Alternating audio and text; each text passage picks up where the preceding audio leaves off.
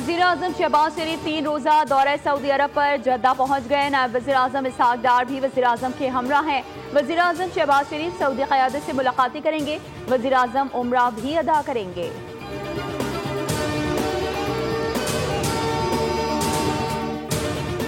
बलूचिस्तान में दहशतगर्द अनासिर को हर कीमत पर शिकस्त देंगे। सदर मुमलिकत आसिफ अली जरदारी की ज़ेर सदारत कोयटा में अमन अमान की सूरत हाल पर अहम इजलास। बिलावल भुट्टो जरदारी ने खुसूसी शिरकत की।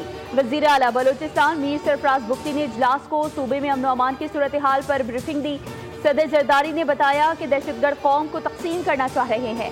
सूरत हाल वाज़ेह है, रियासत को रहना है, दहशतगर्दी के खिलाफ जंग जीतनी है, इसलिए इंसदादी दहशतगर्दी विंग को जदीद असलहा फराहम करेंगे।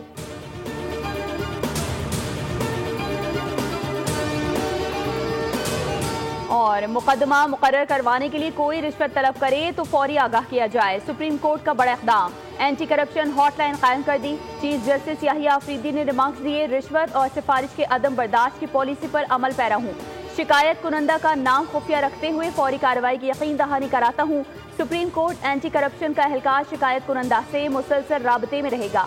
सुप्रीम कोर्ट की अवलीन तरजीह अवाम को फौरी इंसाफ पहुँचाना है। 5 माह में 7,633 मुकदमात दायर, जबकि 11,779 मुकदमात को निपटाया गया।